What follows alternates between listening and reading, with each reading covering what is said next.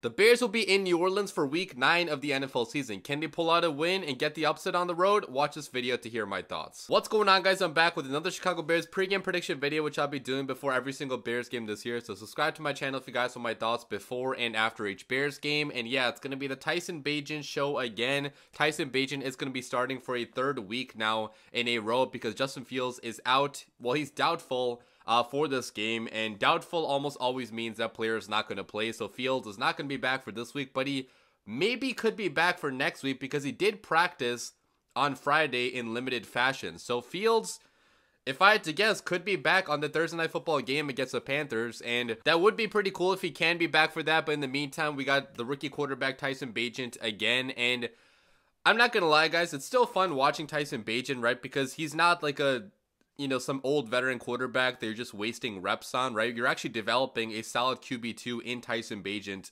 while Fields is out. So these reps still do matter for Tyson Bagent for the Chicago Bears because presumably they're going to keep Tyson Bagent on this roster for at least his rookie contract to be a solid backup for whoever the quarterback is going to be next year, okay? Whether it's Justin Fields, whether it's Caleb Williams, Drake May, who knows at this point, but whoever that quarterback is, Tyson Bagent could be a solid backup, and I do hope to see growth out of him during these starts that he is getting. And talking about the Chicago Bears team, guys, right now we're sitting at 2-6, so it's another failed season, right? Like, we're not going to be doing anything crazy this year. We're not going to be making the playoffs probably at this point. It's kind of too late to make a run. Not entirely, right? Because the NFC is pretty bad, so I guess you could win some games here and try to make a run, but being realistic, this team is not really going anywhere, but these games still do matter because we have a lot of young players on the team, which I do want to see development from. Okay, Ryan Poles built this team basically through the NFL draft. We had, I think 10 picks in 2022, and I don't even know how many picks we had this year, but we had a lot of picks again this year. I think it might have been double-digit picks again this year. So a lot of guys that do need to develop. And even if this coaching staff is not going to be here for the future, I still want to see these young players get better for the next coaching staff because these players are still going to be on the roster next year, presumably, right? Like guys like Tarek Stevenson, Kyler Gordon, Jervon Dexter, Zach Pickens, etc., etc. Like these guys are obviously going to be there for the next head coach too, whoever that head coach may be. So I know a lot of Bears fans might not be as interested anymore in the season, but I'm still going to be pretty interested. I know a lot of you guys are too if you are watching this video. And talking about our opponent in this game, the New Orleans Saints, we're going to be playing them in New Orleans. And we have actually not won a game against this team in New Orleans since the 1990s, since Tom Waddle played for this team, right? I think I saw a tweet online where they're talking about the last time we beat this team in New Orleans was when Tom Waddle caught a pass from Jim Harbaugh. So it's been a long time, and it's about time we actually beat this team in their stadium. We got pretty close in 2017, where Zach Miller actually did catch a touchdown, basically ending his career, but the refs overturned it. They just did not call it a touchdown because they're freaking blind, and we kind of got robbed in that game. But talking about this year's team, guys, it's a pretty mediocre Saints team. They're sitting at 4-4 on the season, so the definition of mediocrity, and it's a pretty up and down team. Some games they look absolutely amazing. They blew out the Patriots by a score of 34-0, but against the Packers, they lost that game by a score of 18-17, so you never really know what you're getting with this team on a week-by-week basis, partly because their quarterback, Derek Carr, is a very inconsistent quarterback, too, and their head coach, Dennis Allen, I know a lot of Saints fans are not a fan of him at this point, but talking about their offense, first of all, guys, I'll be breaking down both sides of the ball for the Saints. And talking about their offense, guys, they rank number 17 in points scored per game, number 12 in yards gained per game, number 9 passing attack, and number 20 run game. And as I just mentioned, guys, Derek Carr has been a very inconsistent quarterback so far this year. Okay, some games he's been really high, other games he's been really low, and the accuracy has been all over the place sometimes for this quarterback. So far, he has 1,910 yards on the season passing. He has 8 passing touchdowns, 4 interceptions. And Derek Carr is Derek Carr, okay? He's a pretty average quarterback. He is not going to win a game for you by himself, but he's probably also not going to lose a game for you by himself. He's firmly in that mediocre tier of quarterbacks, which with a good defense, with good playmakers, you can win some games in this league with a mediocre quarterback, as he has, right? He has 4 wins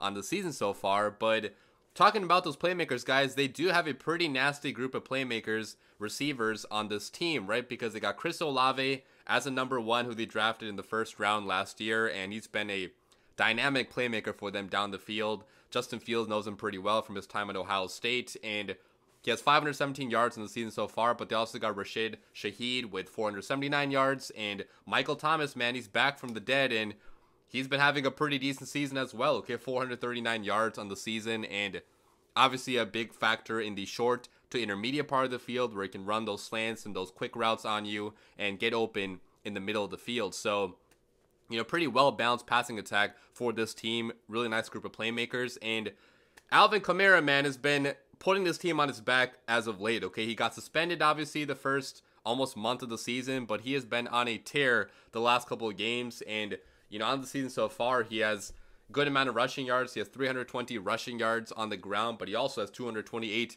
receiving yards too. So he is a back that can catch the football, as we Bears fans know.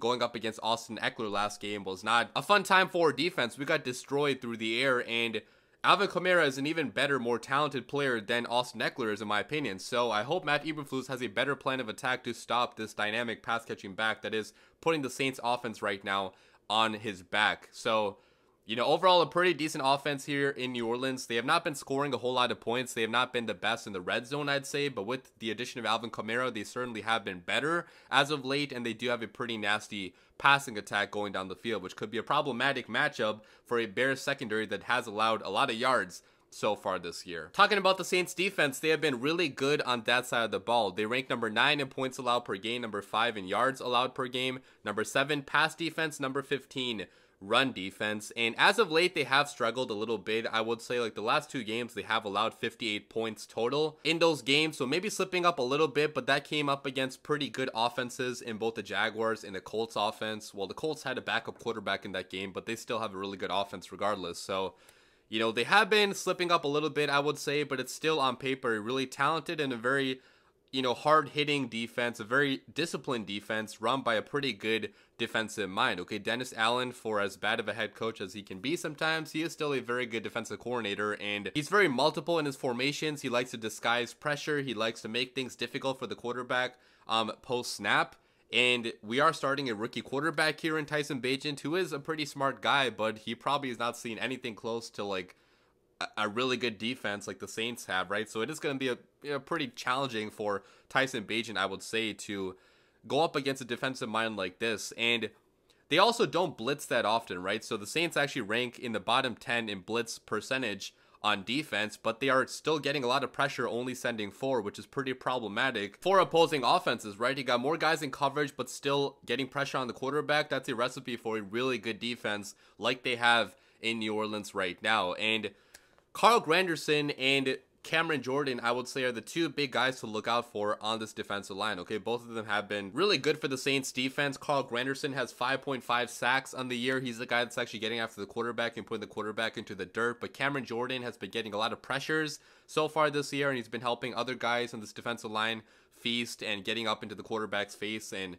forcing some errant passes, some bad passes. So, you know, a lot of guys on this D-line. Demario Davis they got as well. Brian Bresee, who they drafted in the draft this year. And it's just all in all a pretty talented front 7 and a pretty nice secondary too. Okay, they are a playmaking secondary. They got guys like Marshawn Lattimore back there. They got the safety as well, Honey Badger, Tyrann Mathieu, who I almost forgot was on the Saints, but he's been a big part also of the Saints having a pretty good secondary so far this year. And the secondary does have 9 interceptions on the year, so they have been getting turnovers forced as well. So that's the Saints defense, a pretty nasty, talented defense. Talking about the Chicago Bears now, I'll be talking about their offense first of all, and they rank number 17 in points scored per game, number 19 in yards gained per game, number 26 passing attack, and number 6 run game. And DJ Moore has been carrying this entire Chicago Bears passing attack the entire season, honestly, right? Cole Kmet, the tight end, has also been a big target for both the quarterbacks, but DJ Moore has 641 yards on the season on only 44 receptions. So he's been crazy efficient. He's top 5 right now in the NFL in receiving yards with 2 different quarterbacks, with the offensive coordinator not even targeting him as much as he should in this offense. So to some extent, we have become a little bit too reliant on DJ Moore, I would say, because the other guys are not really feasting on this wide receiver core. Like Darnell Mooney has been pretty quiet the entire year. Tyler Scott, the rookie, has only had, you know, some receptions here or there. So I do want to see, you know, either Darnell Mooney or Tyler Scott step up and actually have a huge game for the Bears at some point this year, hopefully in this game, to take some attention also off of DJ Moore so he can also, be even more productive than he already has been. But we do have to keep on featuring DJ Moore in this offense because he is by far our best weapon on the Chicago Bears offense. But talking about a rookie quarterback, he did come back down to earth a little bit in the last game. He threw 2 interceptions against the Chargers defense that was not really good, I would say, but they did have a good game plan against Tyson Bagent, and Bagent forced a couple balls downfield, which, at the end of the game, we were losing by so much, so it's kind of understandable why I was pushing the ball downfield. But he does have to be better in this game against a much more talented defense in the Saints, and I do have confidence in Tyson Bagent's ability to get the ball out quickly and make decisions quickly. It's just going to come down to making the right decision quickly, okay? Not just getting the ball out quickly, but also getting the ball out quickly to the right playmaker at the right time with the right amount of velocity on the ball, with the right arm angle. And it's only going to be his 3rd game ever starting in the NFL after coming from Division 2, so I'm not expecting perfection out of him. Like, I really hope that Luke Getsy does make things a little bit easy on him and not ask him to do too much, because this game could be a little bit ugly for him, again, with interceptions, if he does not stick to what he knows best, and if Luke Getsy makes things a little bit too complicated for him against a pretty good defense. But again, getting the ball out quickly, I'm confident in his ability to do that, at least to, throw the ball away sometimes and just avoid sacks, hopefully, in this game against a pretty talented Saints defensive line. And in this game, guys, we should be getting Braxton Jones back, I want to say, because he did practice fully on Friday, and he should hopefully be activated on Saturday from injured reserve. So if he is, the Bears will be having most of their starting offensive line back healthy, except for Nate Davis. He's still out due to an ankle injury, so no Nate Davis, but it's going to be a big boost to get Braxton Jones in there, who has been a much better tackle than Larry Borom has been the last couple of games. So hopefully that offensive line can hold up and at least afford Tyson Bagent some time in the pocket to make his decisions downfield and hopefully, make the right one. So that's the Chicago Bears offense. And then finally talking about the Bears defense, they rank number 28 in points allowed per game, number 23 in yards allowed per game, number 30 pass defense, number 3 run defense. And last game, they definitely did take a step backwards against the Chargers. They looked completely lost in that first half. They allowed 24 points in that first half. In the second half, they did look a lot better and made some adjustments, but at that point, it was also garbage time. So a little bit concerned that this defense has been, very up and down this year, especially against the upper level quarterbacks like Patrick Mahomes, like Justin Herbert. They have been really, really bad, but Derek Carr is not an upper level elite quarterback, but he is a pretty average, mediocre quarterback that still could torch our defense if we do not get pressure in his face pretty quickly. But Montez Sweat, okay, our big pass rusher acquisition, should be playing in this game, and he is by far the Chicago Bears' best player, I would say, on the defensive line. He has 6.5 sacks on the season so far, and he's been really, really good against the run too. So very curious to see how much Montez Sweat plays in this game. I think he should play at least half of the game, I would think, right? Because playing pass rusher, it's easier to adjust to a new team quickly, I would say, because you're just putting your hands in the dirt and trying to get after the quarterback. I know it's not as simple as I'm saying right here, but we saw Khalil Mack back in 2018 make an immediate impact in the Chicago Bears' first game, the second after he got traded from the Oakland Raiders. So it is certainly possible we see Montez Sweat have an immediate big impact in his first game with the Chicago Bears, and I hope he does, because his pass rush badly needs somebody to step up and get after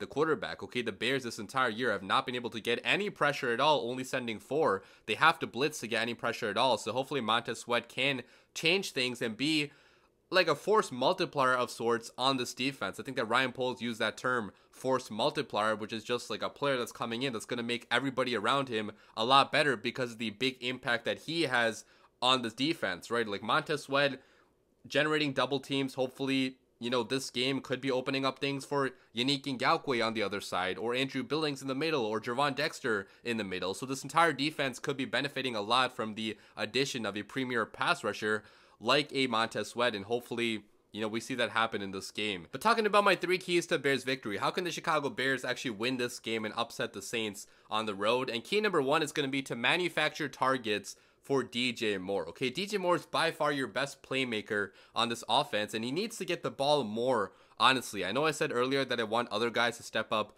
too, which I do, to some extent, but we also have to feed our best playmaker and make sure he is getting the ball adequately throughout the course of a game, right? Because last game, DJ Moore only had 1 target in the second half after we were down by so many damn points. That's completely unacceptable, okay? He needs to have multiple targets per half, and if he's not getting them, find a way to have him touch the football, because he can make you miss in the open field and get a lot of yards after the catch and just make big plays on his own. So that's key number one. Key number two then is going to be to start out strong on both offense and defense, get out to a lead to help Tyson Bagent in this game. Okay, you guys saw the last game when we fell behind by 17 points. It was basically over at that point because this team is not built to play from behind. Okay, first of all, we have a rookie quarterback that could be prone to making some mistakes because he's new to everything at the NFL level, and our strength of this offense is the run game, but we can only use that run game if we're not losing by 17 plus points, right? If you go down by 14 plus, 17 plus, you have to start throwing the football at some point, and that strength of our run game becomes,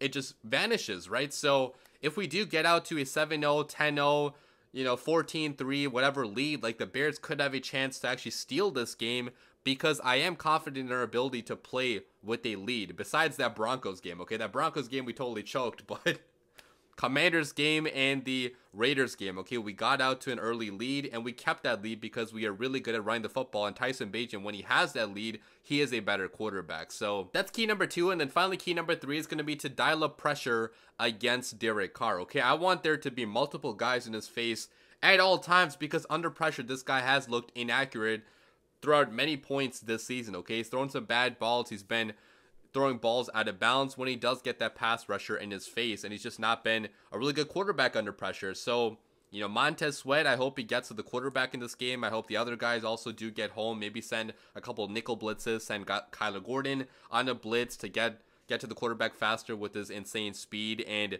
we just have to find a way to pressure him in this game and just not make life easy on him, and just, basically have a repeat of what happened in that Chargers game. But finally, it's time for my score prediction. Who do I have win this matchup? And guys, I've picked Bears losses for the vast majority of this year because we have been such a shitty football team, but every year there is some game that the Bears win that they probably should not win, and for some reason, that something is telling me it's gonna be this game. So for some reason, even though it does not make logical sense, I have the Chicago Bears win this game by a score of 20-17. I think that Tyson Bagent probably does better than expected in this game, and he probably is going to throw a few picks. Don't get me wrong, he's not going to be perfect in this game, but I do think that Derek Carr is going to throw some picks against our defense. Okay, I think that we can get some level of pressure in his face, and if we do get up to that, lead at the beginning, like I talked about in my keys to Bears victory, I think the Bears can run this football because the Saints don't have a great run defense this year, and actually steal this game on the road. And